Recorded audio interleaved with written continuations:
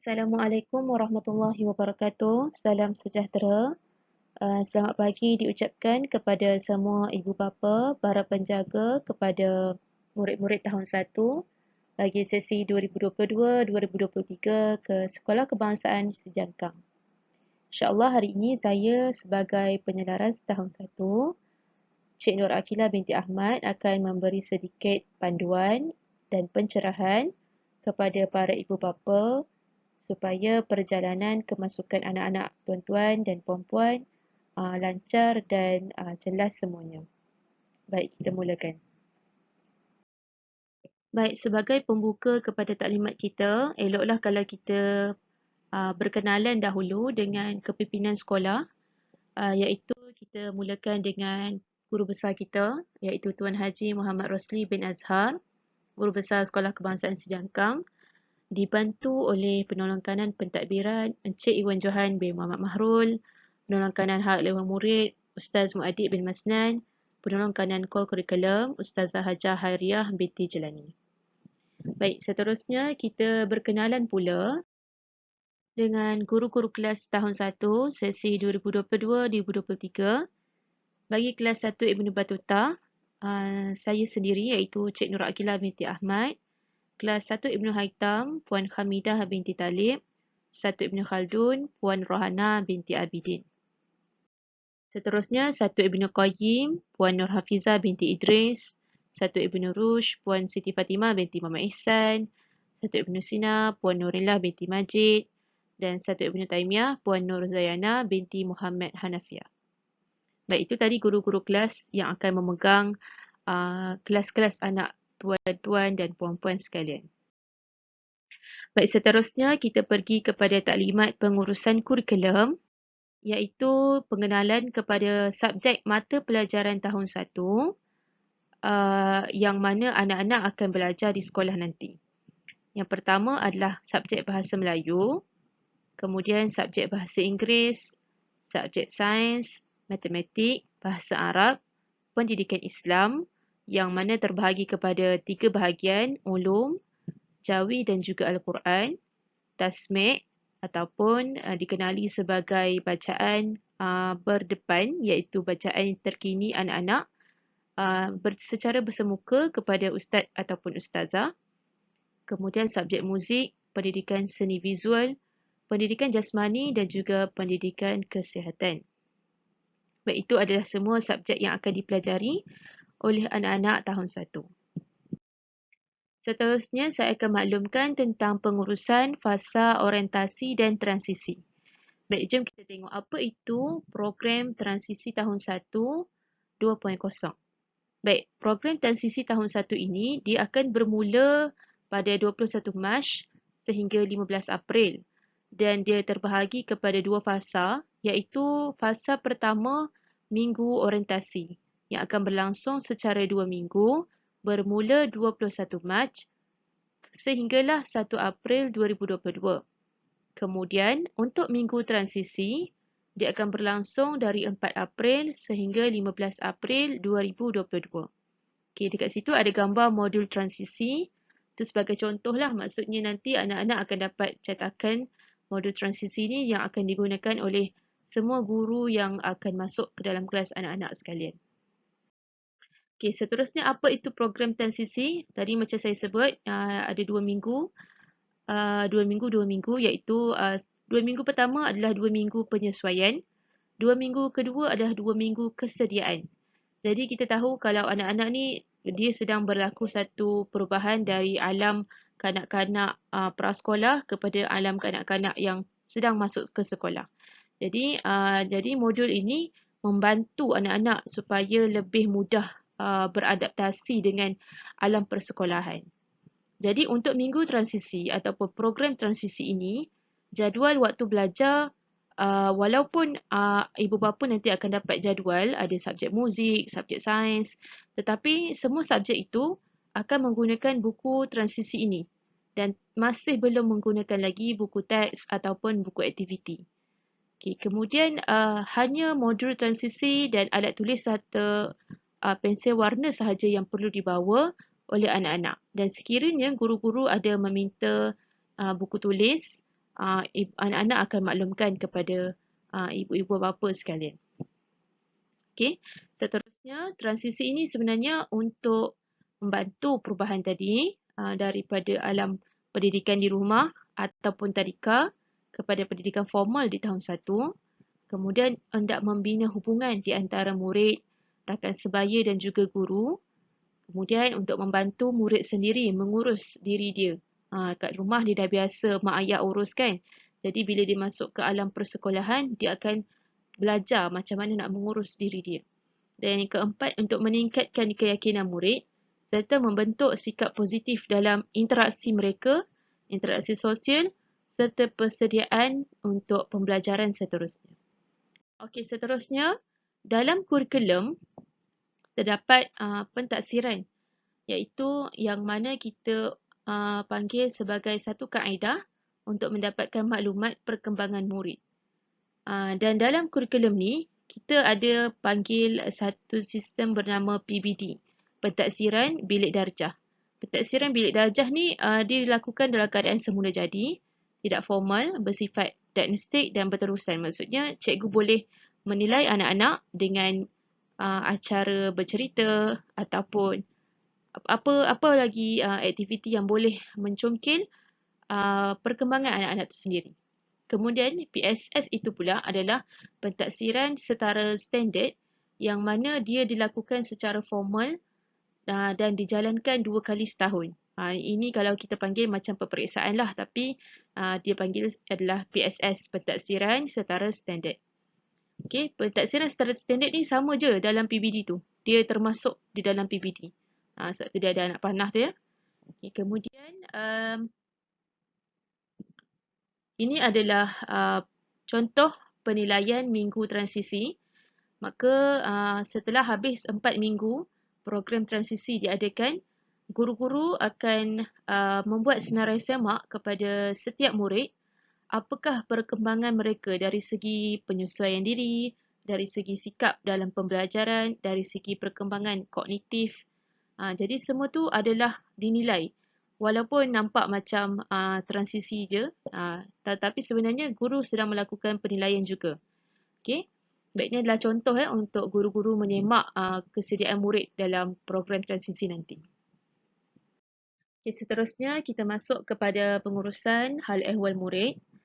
Okay, dekat sini seperti disebutkan di dalam slide ini, uniform sekolah boleh dirujuk dalam muka surat 29 dan terdapat juga di dalam slide ini. Kemudian pemakaian rencana juga pada muka surat 29 serta pakaian pendidikan jasmani pada muka surat 14.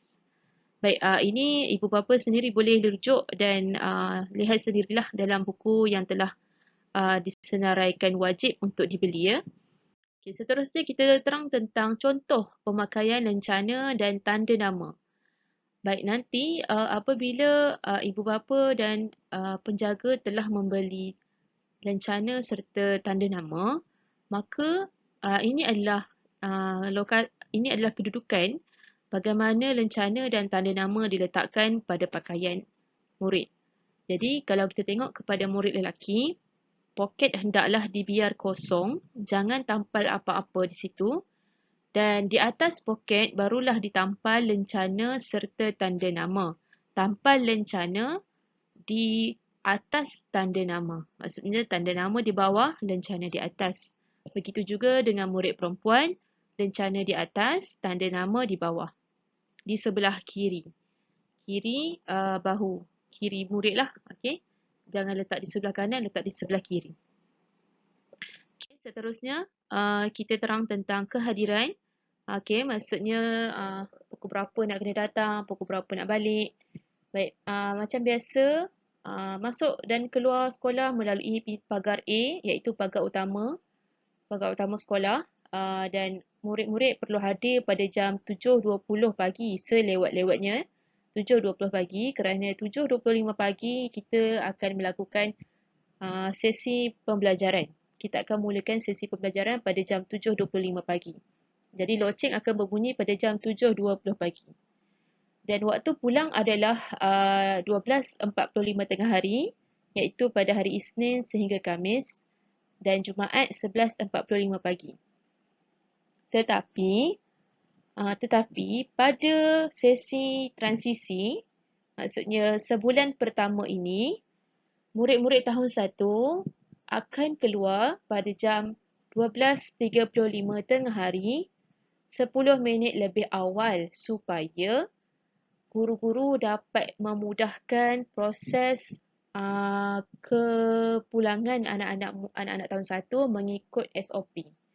Jadi ibu bapa boleh bersedia pada jam 12.35 tengah hari.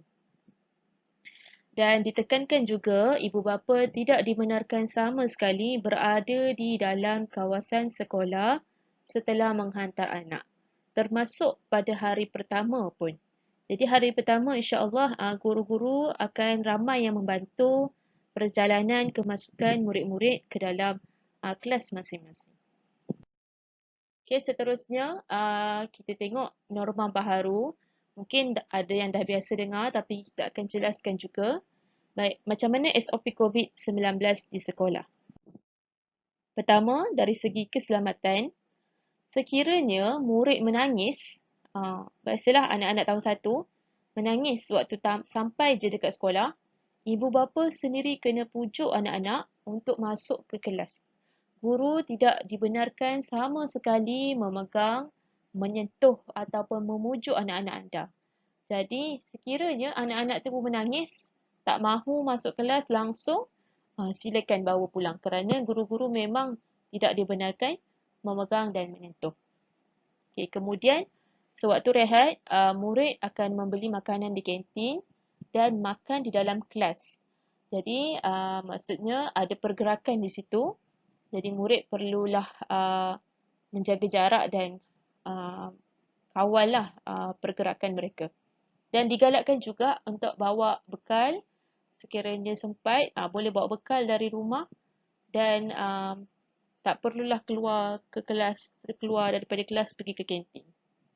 Okey, seterusnya mask muka perlu dipakai sepanjang masa dan elakkan mask yang berwarna-warni. Tak nak mask Batman ke, Superman ke, Spiderman ke, tu semua elakkan dan kalau boleh pakai corak yang minimal, yang tak banyak corak, yang biasa je. Dan sila dan tolong bekalkan mask tambahan kerana sering kali anak-anak putus mask, anak-anak hilang mask, cabut mask dan sebagainya. Tolong bekalkan anak-anak mask yang lebih dan juga hand sanitizer sekiranya ada. Baik, seterusnya dari segi kesihatan, pastikan sebelum anda hantar anak-anak ke sekolah, anak-anak semua sihat. Dan sekiranya mereka tidak sihat ataupun bergejala seperti batuk, selsema, pening kepala, muntah dan sebagainya ataupun positif, sila kuarantin ataupun sila duduk di rumah dan maklumkan ketidakhadiran kepada guru kelas.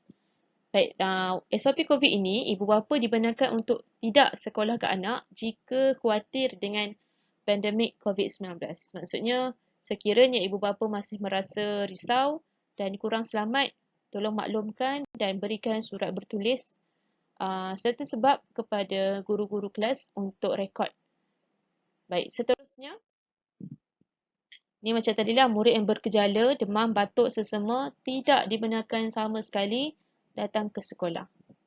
Okey, baik, sekiranya dah datang sekolah, barulah dia tiba-tiba batuk, tiba-tiba demam, tiba-tiba pening, maka cikgu-cikgu guru kelas ni akan bawa murid ni ke bilik kesihatan, ada bilik kesihatan dan sekiranya murid terus bergejala, guru kelas akan terus hubungi ibu bapa untuk murid ni dibawa pulang. Okay, dan kami takkan biarkan dia duduk di bilik sakit sehingga habis waktu sekolah lah, kena ambil, bawa pulang. Dan dan kami sendiri takkan bawa dan takkan beri ubat tanpa kebenaran. Maksudnya kalau pening ataupun demam, kami hanya akan memberi memberi telefon saja, hubungi ibu bapa saja untuk dibawa pulang. Kami tak boleh memberikan sebarang ubat-ubatan dan sebagainya tanpa kebenaran ibu bapa. Dan kami nasihatkan juga supaya bawalah anak-anak ke klinik sekiranya mereka terus bergejala.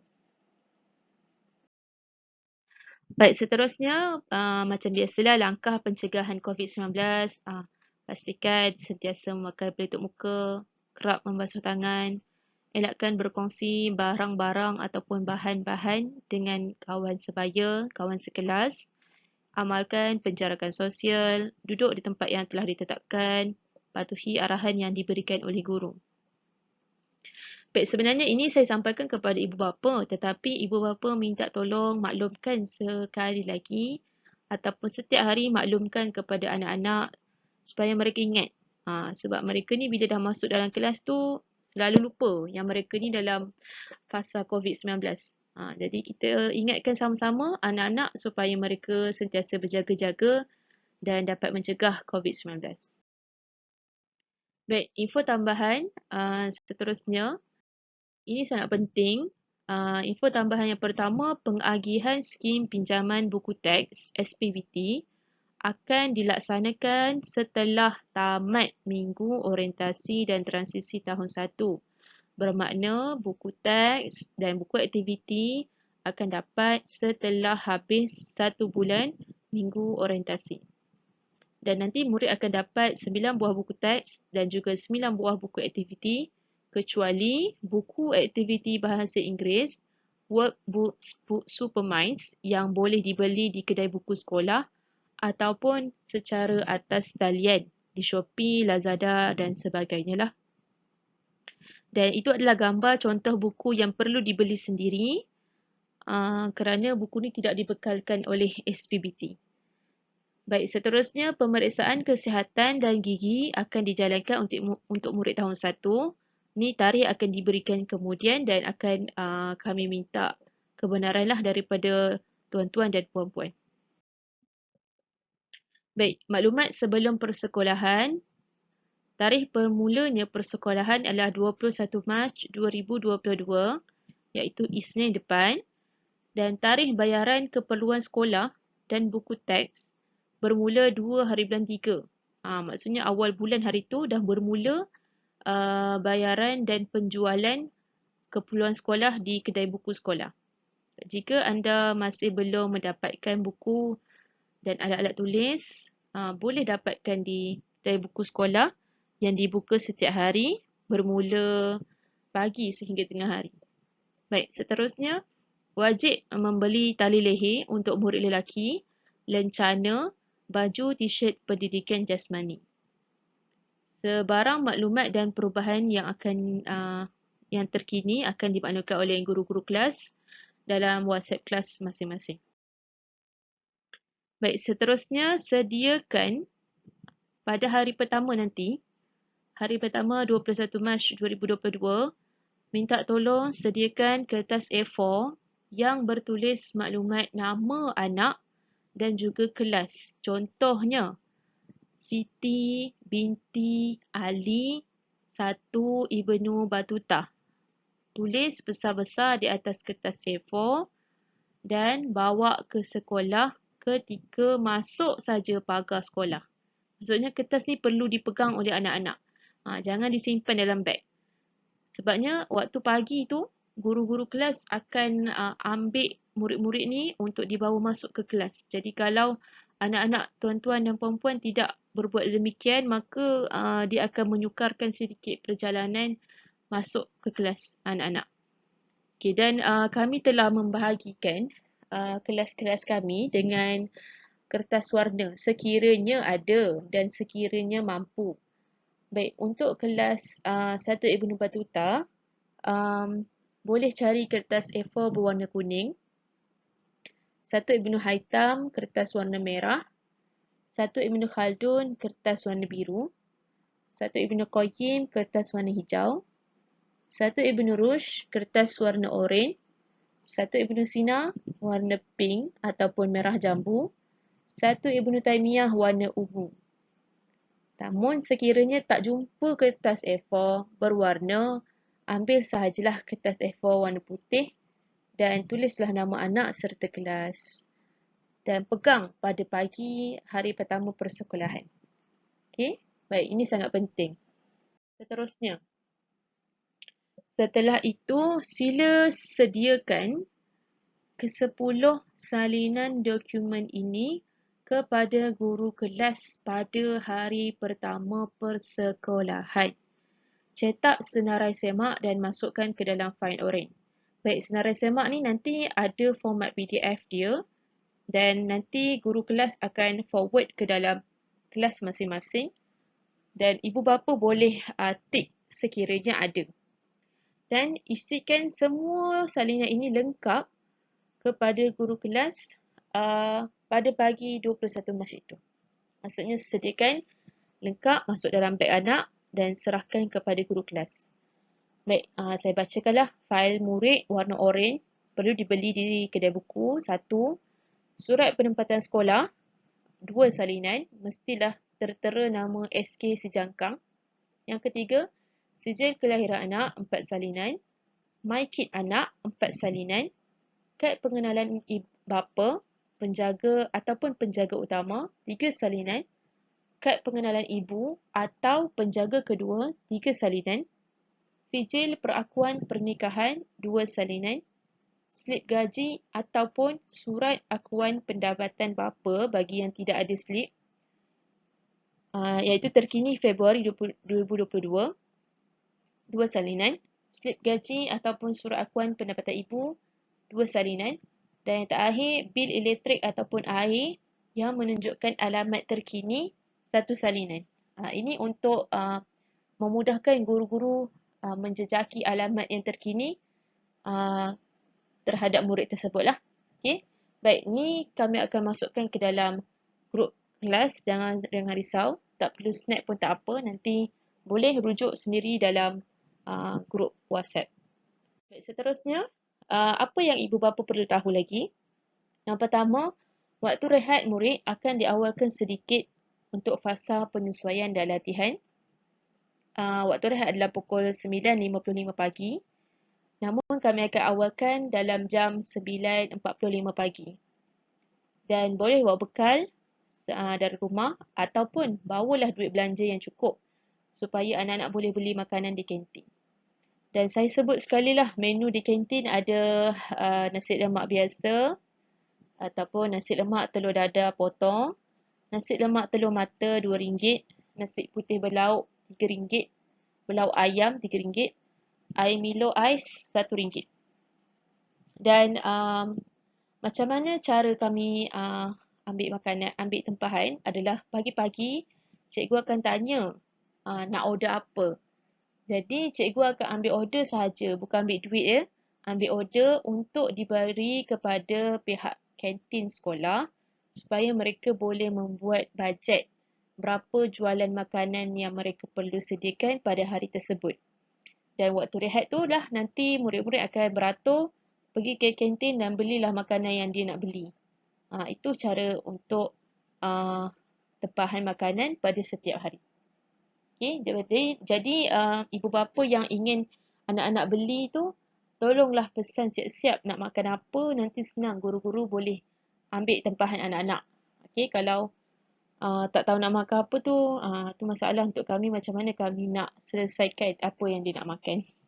Baik, seterusnya. Kalau tak datang, ni tadilah, kalau tak datang, tolong maklumkan ketidakhadiran. Sebab apa sebabnya kepada guru kelas, dan kalau boleh ada surat sakit, tolong snap dan bagi kepada guru kelas. Yang kedua sangat penting, tolong latih anak-anak di rumah supaya membuang air dengan memakai kasut dan juga seluar serta kain. Sebab apa? Sebab mereka dekat rumah dah terbiasa buka kasut, dah terbiasa buka seluar di luar pintu. Jadi, ketika mereka datang ke sekolah, mereka membuat benda yang sama. Jadi tahun ni saya harap sangat ibu dan ayah dapat ajar anak-anak macam mana nak masuk ke tandas dengan memakai kasut ataupun dengan memakai seluar dan kain lah, supaya mereka tidak membuka di luar pintu tandas. Okay, benda ni sangat-sangat berlaku, sangat-sangat kerap berlaku. Jadi saya terpaksalah sebut di sini. Dan yang ketiga, tiada yuran pendaftaran sekolah. Jangan tanya dah berapa yuran sekolah, bila nak bayar. Tak ada yuran pendaftaran sekolah tiada sebab ini adalah sekolah kerajaan. Yang ada hanyalah sumbangan PIBG. Sumbangan PIBG ni akan dikutip selepas mesyuarat PIBG diadakan pada tahun ini. Maksudnya nanti akan diumumkan berapa jumlahnya. Dan yang terakhir, minta tolong sangat-sangat ibu ayah tidak berkumpul di depan pintu pagar sekolah ketika waktu balik. Kalau boleh, pesan siap-siap dekat anak-anak kat mana ibu atau ayah nak tunggu. Kat mana tempat dia. Dekat tepi kedai ke, dekat belah pagar sana ke. Jadi pesan siap-siap supaya balik tu anak-anak tidak tercari-cari ibu ayah dekat depan pagar. Bila tercari-cari tu yang nanti ibu ayah akan berkumpul tu. Dah macam mencari-cari apa dekat depan tu . Jadi saya minta tolong sangat-sangat pesan siap-siap pada anak-anak nanti balik terus bergerak ke sini ataupun ke situ supaya tak perlulah ada babak mencari-cari anak dan mencari-cari ibu ataupun ayah ya. InsyaAllah kita boleh buat benda ni. Baik. Seterusnya kita tengok pula lokasi. Kita dah terang tadi kan. Kita tengok lokasi Daripada pagar A, itu pagar utama sekolah, murid akan berjalan terus melalui Dewan Terbuka Khawarizmi, terus sehingga ke kantin dan belok ke kiri dan belok lagi ke kiri sehinggalah mereka bertemu dengan kelas 1 Ibn Battuta, 1 Ibn Haytham, 1 Ibn Khaldun dan ada lorong di situ serta ada bilik kesihatan di situ. Barulah bertemu balik dengan 1 Ibn Qayyim, 1 Ibn Rushd, 1 Ibn Sina dan 1 Ibn Taymiyah berada di blok sebelah kanannya, iaitu dia berada di sebelah prasekolah. Kalau dari luar boleh nampak prasekolah, 1 Ibn Taymiyah berada di tepi prasekolah tu. Jadi itu lokasi untuk kelas tahun 1 ya. Baik, insyaAllah. Kita akan tengok nanti. Ada video yang kami telah sediakan. Boleh tengok macam mana perjalanan anak-anak supaya mereka boleh nampaklah macam mana hari pertama mereka di Sekolah Kebangsaan Sejangkang. Baik, insyaAllah itu saja taklimat saya pada hari ini. Sekiranya terdapat persoalan, tolong ajukan ke dalam grup sarana masing-masing, grup WhatsApp kelas masing-masing. Terus tanya kepada guru-guru kelas dan insyaAllah nanti saya tunggu anak-anak semua datang ke Sekolah Kebangsaan Sejangkang pada 21 Mac ini. Sekian, terima kasih. Assalamualaikum warahmatullahi wabarakatuh.